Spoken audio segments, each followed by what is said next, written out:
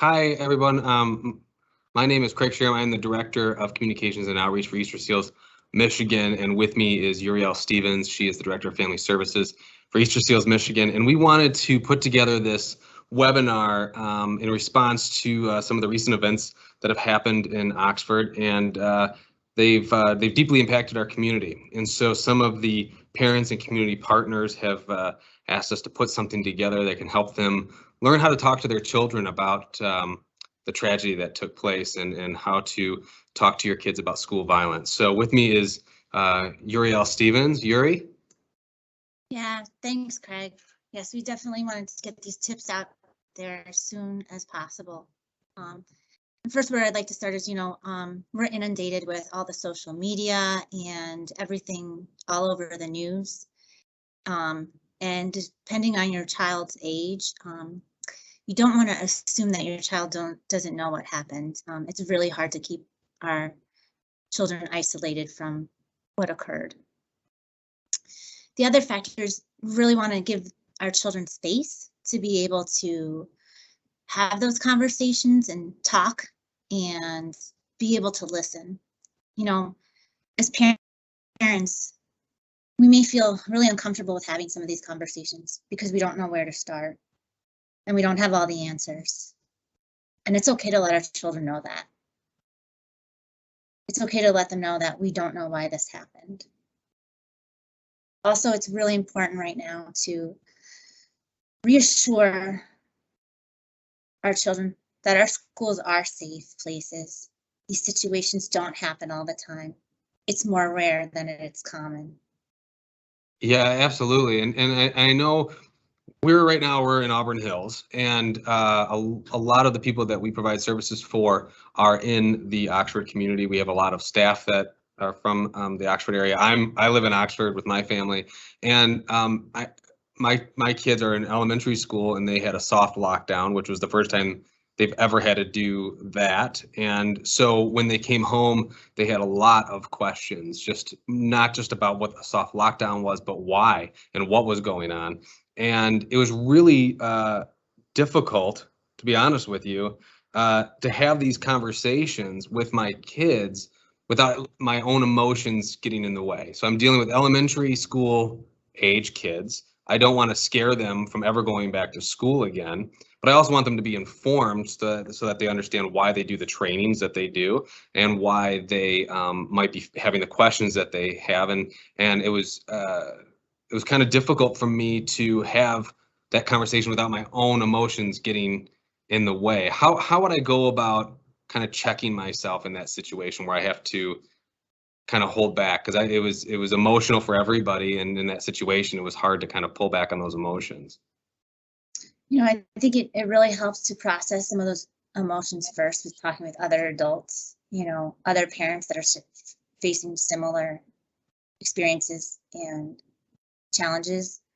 I also think a great idea is sometimes writing down your thoughts, getting some of those thoughts organized, but also recognizing that it's okay to show emotion right now, and being vulnerable is okay.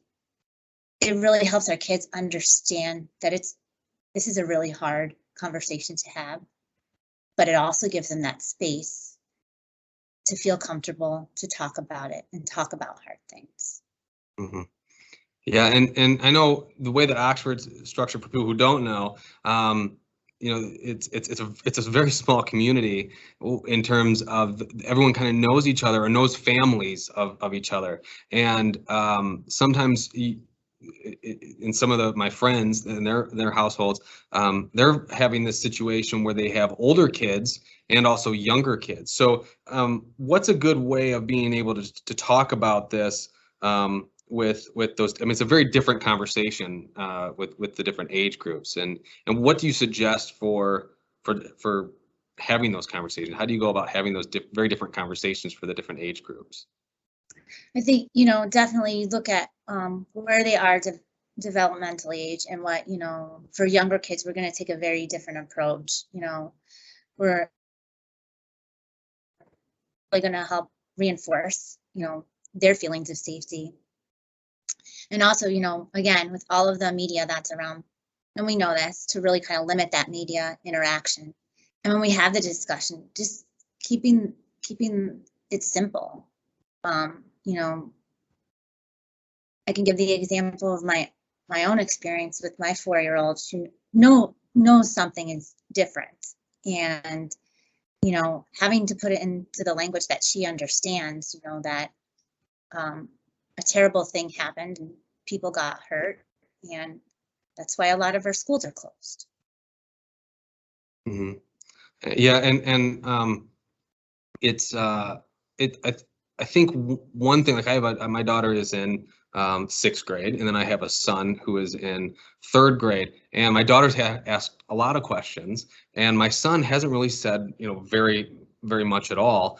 He's kind of been a little bit reserved. He'll ask these little one-off questions that I can tell that he's thinking about it. But you know, is there an appropriate age that we should discuss this? Because it was my wife and I were talking about this because my wife is also a teacher. She teaches in a different district, a neighboring district. But again, with Oxford being the way that it is, there's a lot of familiarity amongst we know these students and through their families or through friends of theirs. And so we were having conversations and trying to kind of keep that as an adult conversations away from the kids. And then my daughter would ask questions, so we have to change the style of that conversation. And then my son wouldn't.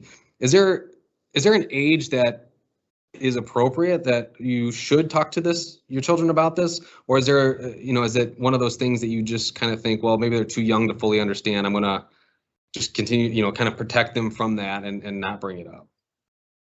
I think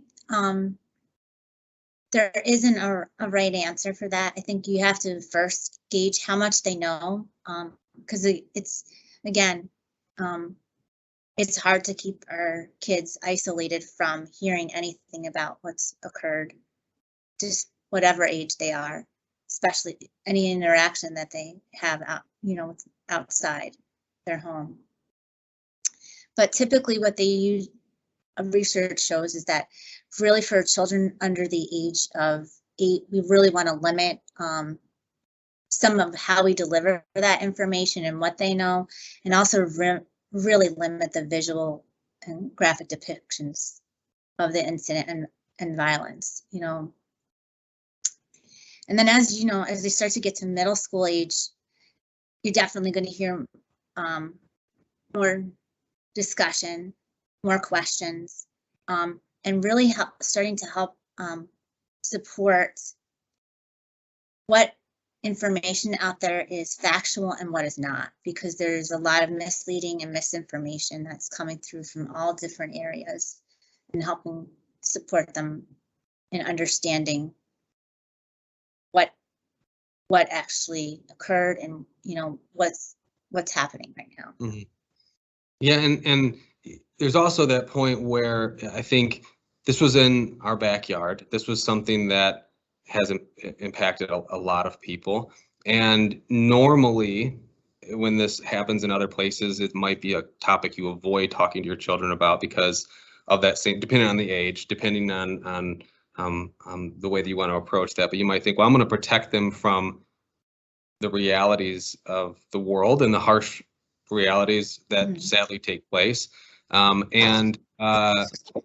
you know, with this happening here, and again, being part of the Oxford community, I'm extremely proud to be part of that community. That's why I live there with my family, because it is a wonderful community full of very caring, loving, I don't want to get choked up, but people who've come together in this tragedy. And you see the signs on the buildings, and you see the ribbons of people coming together. And my children are seeing this when we're driving around. And how do you start this conversation with them without forcing it? You know, I don't want to make it seem like all I'm talking about is this.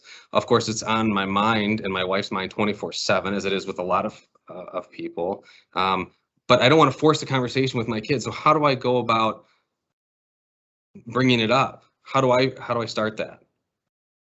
And I think there's multiple ways. I think we really want to look look for some cues, like what questions are they asking, um, follow some of their lead on this because we don't want to over push, but also giving the space to feel comfortable to talk about it and process it how they need be.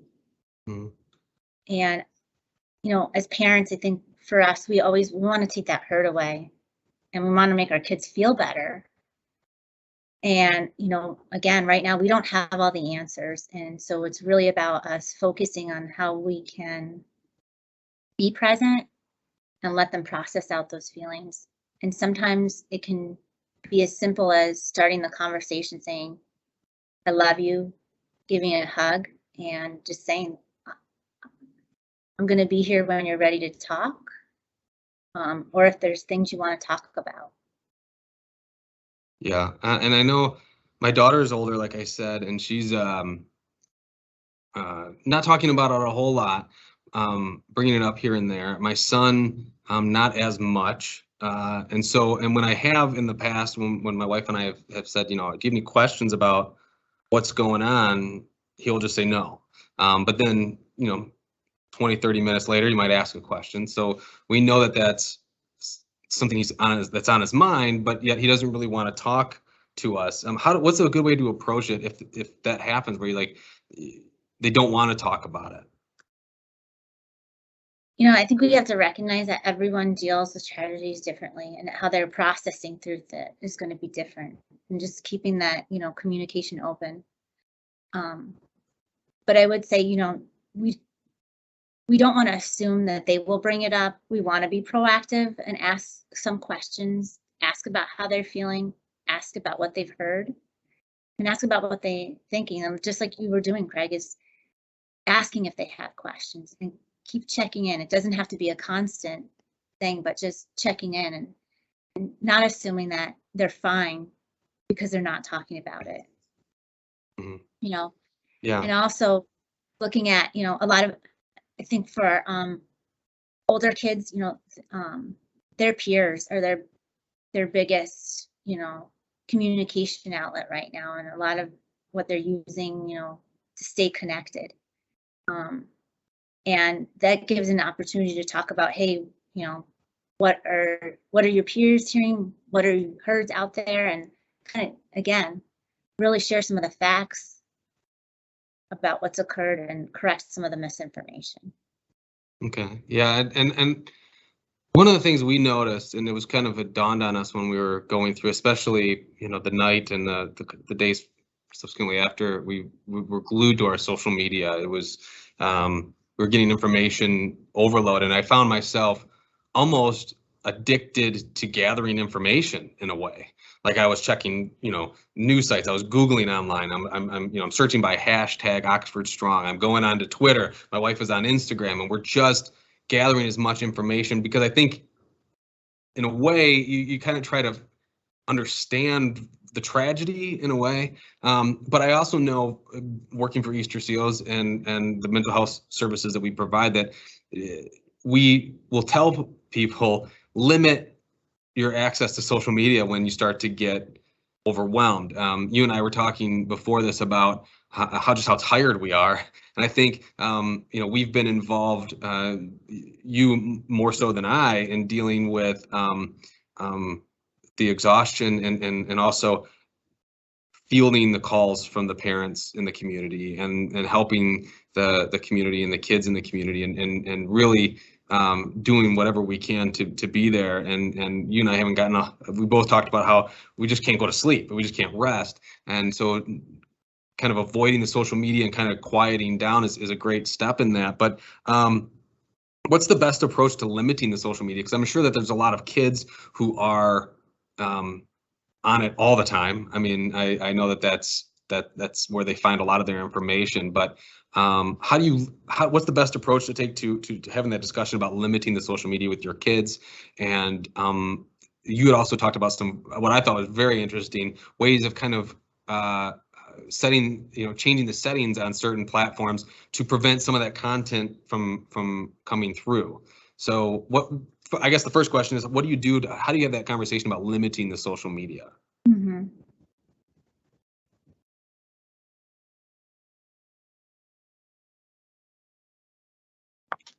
Yeah, I think, it's hard because for a lot of our youth and especially our older youth, the the social media has helped them feel connected and support one another. And right now we don't want to take that away because that is of such a value.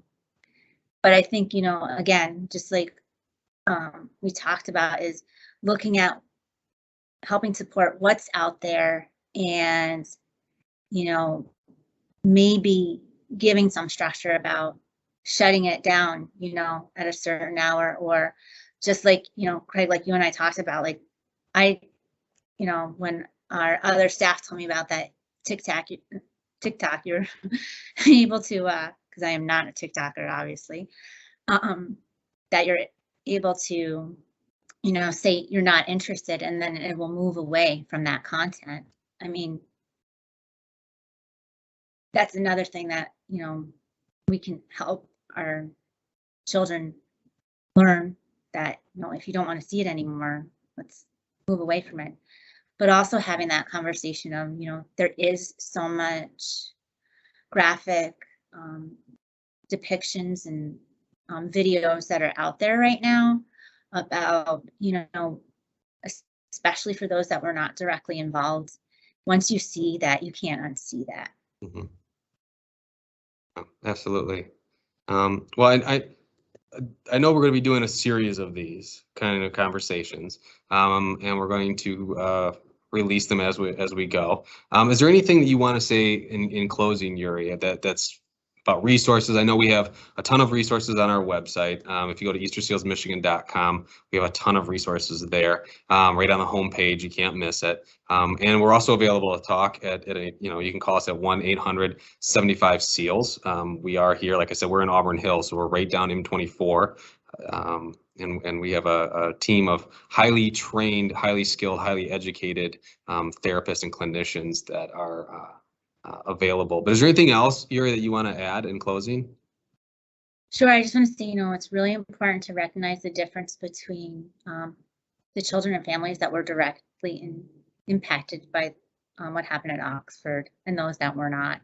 And, that the conversations that are had are going to, and while the approaches may be similar, it's going to look very different. There's going to be a lot more emotional responses for both the child and the parents. And the district is doing a wonderful job of supporting some resources and guidance to support those families. Absolutely. I also wanted to add, for those that are in more immediate needs, that Common Ground Crisis Hotline is available to call or text, and that number is 800-231-1127.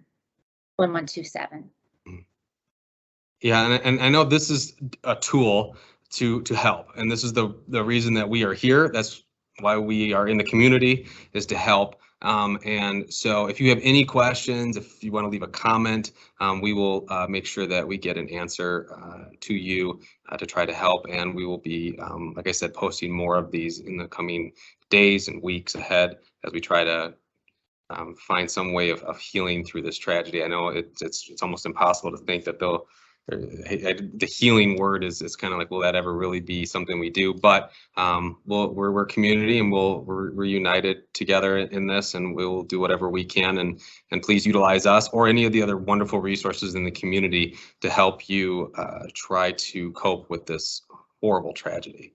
All right, so I think we're good. Like I said, resources are available on our website, and we'll talk to you later.